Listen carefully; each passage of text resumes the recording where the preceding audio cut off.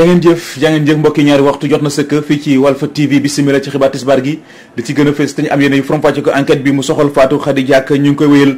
buñ sukkandiko ci kilifa yi ngànk police bi ci diwaanu Louga am na si nag benn waay joo xam ne ni jot nañ kaa fa teg loxo neen nañu coro xale bu jigéen bi la woon ci biir xibaar yi daa ngeen ci dégg leer yi nga xam ne moo tukkee ci kii di Omar Kayre. ba tey ci wàllu xibaar ñetti at gannaaw ba leen tegee loxo tuuma leen seen yoxo dafa laale ci ñaawteef yi nga xam ne mu amoon ci àll ba fa boyet yi mbokk xarit ak jege ñaari doomu aadama yooyu la ñu tegoon loxo boole nañu daal di taxawal ab collectif muy ab kuréel goo xam ne li ko tax a jóg mooy fexe ñu àtti leen ba kenn ku ci ne xam fa nga féete ci biir xibaar tam daa ngeen ci dégg kàddu yi nga xam moom lañ ci rotal. kàddu yi Barthélémy Dias yëkkati wax ne dafay samp ndëndëm ci élection mairie yi di ñëw ngir doon maire Dakar Babacar Dione ab taskatu xibaar nekkit ku gës ci wàllu politique dafa jàpp ne lii kat mën naa indi ak féewaloo ci coalition taxawu Sénégal. bon mbokk li daal mooy li gën a fës ci bopp xibaar yi yéen mbokk yi saxoo dégloo ko seetaan Walf TV asalaamaaleykum. bismillah ci xibaar yi enquête bi mu soxal Fatou Khady Diack nañ jàpp ne ko ñu ngi koy wéyal jamono ji bu ñu sukkandikoo ci kilifa yi ngànk police bi te nekk foofee ca diwaanu Louga am na ci benn waay boo xam ne ni ba dañu xaw a njort ne moom moo ko faat jamono ji sax ñu ngi ko teg loxo nee nañu coro xale bu jigéen bi la ab ndaw la moom it mu ngi toll ci ñaar fukki at ak ñett ba ñuy wër sax xale bu jigéen bi moom ci boppam dafa àndoon ak ñoom di leen wërle waaye seen enquête daal daf leen a jox ne xale bu ma bëlee moom moo faat xale bi di Khady Diack ba tax jamono ji ñu ngi ko teg loxo lu jëm kon ci xibaar bi incha allah rabbi daañu ci dellu sax ak sunu naataango bii di Omar Kayre. njàqare tiis tab bi ci njabootu Diack fële ci diwaanu Louga ñoom ñëpp ñu ngay jooy seen doom Khady Diack mi ñu fekk ñu faat ko ci anam boo xam ne ni anam bu ñaaw la donte la enquête bi ñu ngi koy amal ngir teg loxo doomi aadama yi def yi lay ñaawteef Saliou Diack di bàyyim daal nee na dafa jël lépp delloo ko ci loxol borom bi subhaanahu wa taala. dañuy dem ci diwaanu Louga fekk fa Omar Kayre. fu nekk fii ci kër famille Khady Diack mu di ay waajuram wala ay jigéen ku ci nekk sa xol a ngi fees del ak naqar waajuru xale bu jigéen bi génn àdduna jullit gi mu doon waral mu ne lépp teg na ko ci loxoy suñu borom. mbir mi nag ñun bi nangu na ne suñu borom mën na ko joxoon yóbbu na ko wax bi mu dugg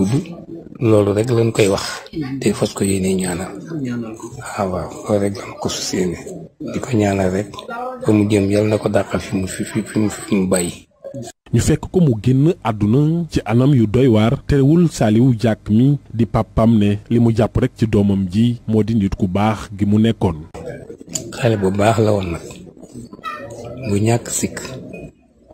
liggéey rek la xamoon dellu siyaat ci kër gi toog maa ngay sant di ko gërëm di ko ñaanal. police moom mi ngi wëyal di amal ab lanketam ngir mën a indi ay leeral ci anam yi nga xam ne noonu la Khady Diack mi génne àdduna. Omar Kayre Louga Walfadjri. jëf Omar Kayre ñu ngi lay sant di la gërëm ñetti at gannaaw ba ñu tege loxo tuumal leen seen yoxo dafa laale ci ñaawteef yi nga xam moo amoon ci àll ba fa boyet yi mbokk xarit ak jege ñaari doomu aadama yooyu lee ñu teg loxo booloon nañu daal di taxawal ab collectif muy ab kuréel goo xam ne ni li ko tax a jóg mooy fexe ñu àtti leen ba kenn ku ci nekk xam fa nga féetee seen dossiers yi jël dugal ko ci tuwaay yi moom lañ wax ne dëgg du yoon ab ndaje nag lañ doon seq démb ak taskatu xibaar yi Ousmane Sané ma wax ci seen kàddu ñu teewlu ko ci micro Amady Khalil Diémé. jàpp nañu ay nit nekk 3 ans de cela nee nañu ñooñu ñoo bokk ci ñi ay nit ñi nga xam ne faat nañ leen ci situation boo fa bayoot bi donc tey lu ñu fi tax a daje pour wax autorité bi ñi nga xam ne ñoom ñoo yor justice bi que vraiment ñun parents yi sonn nañu ci dossier bi parce que ay nit jàppal nañ ñetti at boobu ba léegi mënuñu wax ndax ñoom ñoo def wala defuñu ñun lu ñuy laaj mooy nañ leen atte comme jàpp nañ leen ñetti at boobu ba léegi mënuñu wax lan moo nekk ci dossier bi te ñi ngi bëgg a xam parce que seen i mbokk ñi sonn nañu ci mbir mi dañu bëgg mbir mi mu leer ndax ñoom ñoo def wala defuñu dañu bëgg ñu ootee ñuy juger leen pour mbir mi leer parce que du ñu jàpp ay nit bu ñu demander liberté provisoire du ñu nangu nga jàpp ay nit ñetti te am nañ dëkk bi ñi nga xam ne def nañ lu yees te ñu ngi dox ci dëkk bi te dara jotu leen waa léegi yow nga jàpp nit nga jël ay médias jël tout ça arsenal taxaw ne man jàpp naa ñi nga xam ne ñoom bokk ci mbir bi waaw ba léegi mënoo atte ñooñu kon y a un problème donc dañu bëgg mu leer nañ leen juger ñuy wax nit ñi lu xew ci dossier bi parce que noppi bu ñu noppi yàgg na donc li ñuy ñaan mooy nañu woote ñi atte leen su fekkente ne ñoom ñoo def ku deful ñi bàyyi la nga dellu ci sa activité convenablement loolu rek la ñuy ñaan. mu ngoog loolu day kàddu yoo xam ñu ngi ko nangoo ci kii di Ousmane Sané askan wi dëkkee fële ci ñaar ci Mbour ña ngay samp laaj bëgg a xam ndax ñoom ci réew mi la ñu bokkoo am it seen dëkk bi ak dayoo gi mu amul dara lu fam du ndox du courant du yoon du barab fajukaay bu baax gannaaw nag ba ñu ñaawloo taxawaay seen maire Serigne Diop bi maire Sandiara askan woo dëkkee ca ñaañaar ña ngay talal loxo njiite réew Macky Sall ngir mu gestu leen ndax sonn nañu dañuy dem ca ñaañaar fekk fa Thierno Daf ngir fësal seen ñàkk ànd ak xaj ak seen bi ñu jàpp ne moom lañ leen teg askan wi yeewoo ci dëkk bi di ñaañaar ngàlloo nañu seeni fulaar yu xonq wàcc ci mbedd mi amal doxu ñaxtu teg ci yëkkati seeni ñugu xol. depuis l'indépendance mënuñu am courant ni ndox ni yoon ni dispensaire boo xoolee fii nii ndox dëkk bu ne dañ fay rooteen dëkk bu ne ñu ngi takk suñuy sareet dem di root ñu dañuy laaj ba xam ndax ñu Sénégal lañu bokk wala Mali lañu bokk wala Nigéria. sonn nañu élèves yi bu ñu bëggee jàng ay sondeel la ñuy taal tey bu fekkee jigéen boo am day matu ci yoon bi la ñuy amee doom. ñoom askan wi nee nañu leneen li ñu bëgg moo di ñu indil leen ndox mu bari mu neex te sell waaye it courant bu leer. ci kaw sareet bi même boo soxlaa paracétamol di nga dem ba Mbuur. ñoom askan wi jël nañu baaraamu tuuma. joxoñ seen jaraafu dëkk ba ne bépp diggé bu mu leen mënta defal furaas daal di xëddeem ndax musuñu cee teg bët. ñun nag ñu ngi interpellé monsieur le maire docteur Serigne Diop pour que moom mu ñëw jàppale waa Ñaañaar président de la république Macky Sall le président de tous les sénégalais que moom mu xam ne ñun ci dëkk bi la ñu bokk. Ñaañaar mu ngi bootu ci biir commune bu Sandiara juróom-ñaari kilomètre moo nekk seeni diggante. Mbour Thierno Daf Walfadjri. kontaan ñoom ñoo askan wa dëkkee fële ca Galgoune yi di benn dëkk boo xam ne nga nekkee foofee ca diwaanu Saloum du góor du jigéen du mag du ndaw ñoom ñëpp ñoo mas wàcc ci mbedd mi teg ay sagar yu xonq cur di ñaawlu anam bi ñu leen di séddale courant mbir mi dafa gàll góose te nag duñ ko nangu courant daal la ñuy bëgg ni ñëpp dañuy dem ci diwaanu Galgoune yi fekk fa Alassane Ba. askan wa yeewoo ca sanc Galgoune di ab dëkkaan bu bokk ci commune bu Kacot département bu Kaffrine daal di mere loolu ñi leen di séddale courant bi Senelec ak ERA la ñu joxoñ baaraam ndax la ñu soxla ba tey dafa dul leen ci dara. ñun sanc Galgoune am nañ courant depuis 2003 la ñëw si sanc Galgoune bi mu ñëwee sanc Galgoune 2003 ñëw na 2012 wàcc si biir dëkk bi bi mu wàccee si dëkk bi 2012 am na ci lu mat 32 compteurs dugg na si biir dëkk bi boobu ba léegi am nañ nit ñu bari dem nañ pour def seen commande soo demee ñu ne la ñun mënatuñ koo yóbbu ñu nekk ci xeex boobu di ko xeex ba ñu xam ne Iran moo yore affaire bi ñu dem Iran wax ak ñoom ba Iran ñëw ci dëkk bi ñu waxtaan ak ñoom ba déggoo ak ñoom pour ñu ñëw war a wàcce courant bi si dëkk bi ñu ñëw depuis 2011 le 11e mois 2020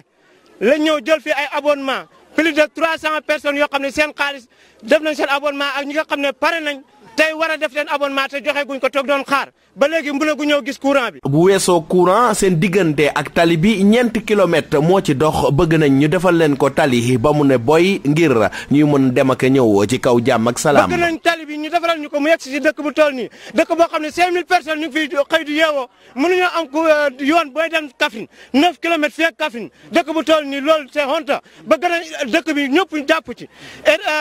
état bëgg nañ mu ñëw jox ñu loxo dimbali ñi ndax sonn nañ. séddale courant bi nga xamante ni dafa gàll góose ci dëkk bi la ñu bëgg lépp ñu jubbanti ko ñi lee di Senelec ak ERA ak autorité administrative ak municipale yi toog ci table ngir mën a indi saafara ci seen i jafe-jafe ndax bëri na ci seen i doom yu bëgg a ñibbisi te investir te courant moo leen ko xañ yóbboo leen léeg-léeg ñu jëndee galaas lu ëpp juróom-benn fukki dërëm sanc Galgoune Alhassane Ba Yaya Gissé Walfadjri. xibaar rek ci gàttal am njàng amul tey jii ci université Assane Seck nekk foofee ci diwaanu Ziguinchor intersyndical muy benn syndicat gi ëmb liggéeykat ya nekkee ca barab dañoo xëy tey jii kon daal di amal ab toogandaay ñaxtu di sàkku daal ci jëru ji leen jabootee mu fay leen seen koppar yi mu leen amel teg ci chantier yi ñu fa tàmbali boobaak léegi ton dara ci at ñu ak mu yeggali ko dàquñu sax gàllankoor ubbi teg université yi su fekkente ne lii ñuy tawat amuñu ci benn saafara Amady Khalil Jéemi moo ñu ko toppal daañu ci del sootam incha allah rabbi ci xibaaru marax yi. am njàng amul tey jii ca lycée Parcelles Assainies unité 14 ndongo yi dañoo xëy tey jii daal di créé lu ci tollook ñetti fan yàlla yoo xam daanaka duñ ko jàng ngir ñaawlu anam yu métti yu doy waar yu ñu nekkee ci lycée bi te dara warlu ko lu dul bâtiment yi ñu fa tàmbali boobaak léegi toll na daanaka ñetti at te ba fii mu taw pare fii léegi altine la ñu appal kilifa yi ngir ñu wax si defuñu ko njàngu du am ci mboolem daara yi nekkee foofee ca Parcelles Assainies fa la jëm fekk fa Théodore Semedo. ndongo yi nga xam ne ñoo nekk lycée Parcelles Assainies unité 14 dañoo xëy tey ci alarba bi soobu ci grève ñetti fan ani li ko waral ndax anam yu métti yi nga xam ne moom la ñuy jàngee lu ko waral mooy seen benn bâtiment boo xam ne dañoo tàmbali woon liggéey bi ci atum 2016 ba léegi parewul. tax ñi grève mooy que tey ñun suñu école depuis 5 ans kenn xamul lu mu mel lii da ngay jaawle garage la wala dépositaire u ordure wala kenn toilette u jigéen fekk fa ay góor nga dem ci yu góor fekk fa ay jigéen nga dem salle des profs xamoo surveillant yi ñoo ko moom wala prof yi ñoo ko moom nga dem ci proviseur fekk fa intendant fekk fa ki nga xamante ne moom moo chargé concours yi donc dem na ba li nga xamante ne moom mooy situation bi di ëpp loxo ñuy tàncaloo apportable la ñuy toog ñoo xam ne sa carte nga ñëw suñu benn bibliothèque pour mën a lire nga xamante ne ay scientifique lañ amuñu sax laboratoire dem salle bi nga xamante ne moom la ñuy photocopier li nga xamante ne moom mooy tirage yi nga fekk fa ay élèves yu jàng ñu ne ñoom ñooy terminal S1 crois que ça c'est normal. ñoom ñu ngi wax ne na autorités yi daal di si jël ay matuwaay lu ko mooy rek altine bi dinañ gis buy ay nooy du doole lañ donc nañ ñu jàppale ñett fan lañ wax ne la ñuy def grève bu ñu ñëwee leen gis ñu fi suuf gis ñu fi fer gis ñu fi benn maçon ñun non seulement duñu jàng mais képp ku nekk Parcelles Assainies doo jàng tey bu ñu demee ba examen bi waaj a ñëw jaral nañu ñun ñu ñàkk a def examen. jàngalekat yi nekk nag ci daara boobu ñoom di wax ne ndongo yi seen dëgg lañ nekk te fas yéene leen jàppale ci xeex bi. élèves yi bu ñu génnee da nga leen di yërëm naaj bi day tàng jër duñu am fu ñu toog doo gis banc doo gis garab dañuy moytu ci biir këri jàmbur yi loolu lañ bëgg mu dakk dama ni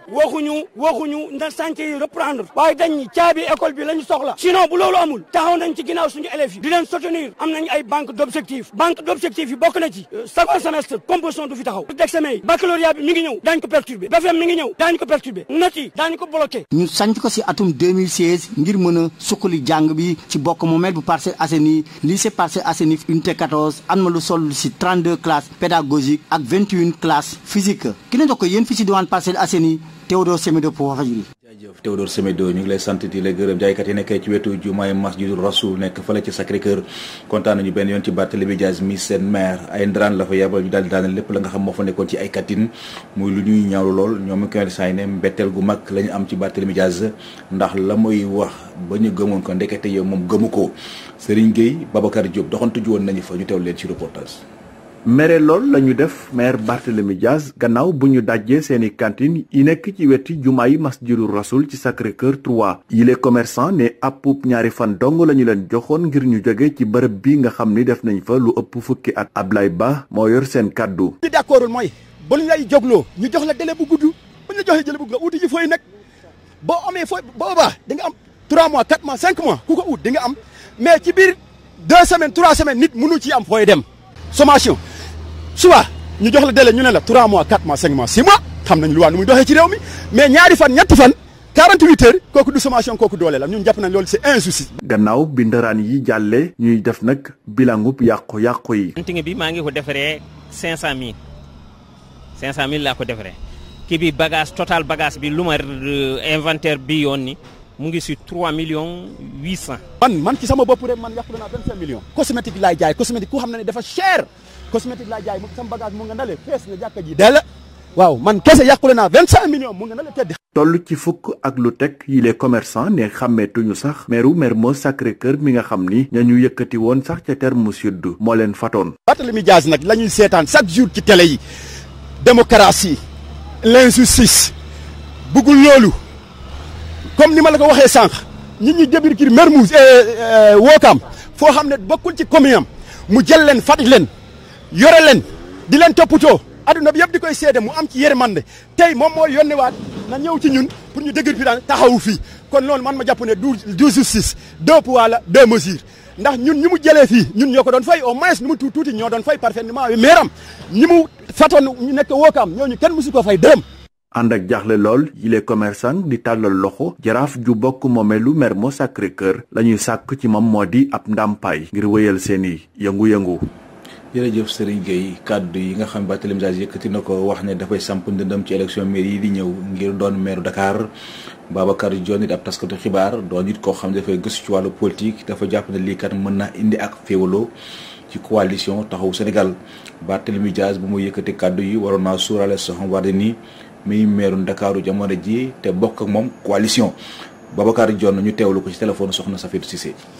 dina teel trop ñu ne dafa dakk ak DT parce que tamit Barthélémy gis nañ ko fu Khalifa dem mi ngi ànd ak moom barki dem rek ñoo àndandoo def benn visite ci biir Dakar man dama yaakaar ni Barthélémy moom dafa wane ni dafa bëgg a nekk maire Dakar bi mu jógee maire Mermoz foofu kay coow li mooy est-ce que déggoo bi war a am ci taxawu Dakar ba ñu am seen candidat bopp parce que Soham Wardini moo fa nekk te Soham Wardini taxawu Dakar la bokk Khalifa Sall moom yaakaaratuma ni bëgg na nekk maire Dakar Khalifa dafa bëgg a nekk président wu Sénégal loolu la ñu gis ci acte yi muy posé rapport ak président Macky Sall beneen mbir la nit ñaa nga doon wax ni sax est-ce que Khalifa Sall bëgg amnistie ci président Macky Sall taxul lu mu génnee ba léegi kenn dégg ko mu wax waaye je crois que li xew depuis quelque temps nag mooy que ni moom wane na ni opposition radicale la nekk maanaam ni ngi opposé wu ci président Macky Sall loolu beneen mbir la mais bokkul ak il est vrai que dafa mel ni nag fekk si na ñu mel ni l'aile dure de taxawu Dakar wala taxawu Sénégal ñu mel ni Barthélémy Dias xam nga ñoom d'habitude toujours dañoo doon wane ni extrémisme la ñuy wane loolu gën na fës en tout cas ci position wu Khalifa Sall que ni gën na ànd ak Barthélémy Dias ci ni ñuy taxawee maintenant est-ce que loolu moo tax Barthélémy Dias jël ses distances man mënuma ko gis ne sois pas surpris yow bu ñu bett kenn que ni ñu gis ni élection yi di ñëw ndaw yi bu ñu amul lu ñu soxla ci seeni parti politique dañ am seeni langi bopp boo xoolee du point de vue politique rek bu ñuy wax ndaw yi ñu ngi wane seen bopp maintenant nag ñu ngi xalaat ñu gën a fësal seen bopp ci élection locale yi di ñëw. ñu dellu wax ci dogal bi nga xam Barthélémy Dias jël na ko wax ne dafay xëccoo ngi jotee ci bopp mairie bu Ndakaaru askan wi yow ci Ndakaaru ñoom nee na daal noppi nañ ngir sànnil ko seen i carte li ko waral nag moo di ba mu dalee politique ba tey mësta soppeeku la mu gëm la gëm di ko wax te am nañu yàqin ne bu ñu ko falee Ndakaaru kon dina soppeeku mel ni Aminata Samb wàccoon na ci mbedd mi ñu teewlu ko ci reportage. man Barthélémy Dias ak ñu ma àndal su ci yàlla àndee incha allah dinañ candidat mairie de Dakar. ci les kaddu la Barthélémy Dias daal di fësal candidature am ci mairie bu Ndakaaru Valentin di ko rafetlu ci moom ki la di maire bu Mermoz Sacré-Cœur am na profil bi. Barthélémy déjà nitu dëgg la te su fekkee ne ci xolam xam na ne attan na ko mën na ko def parce que moom ci lu muy wax dafa dëggu nit koo xam ne bëgg na nit la. donc en réalité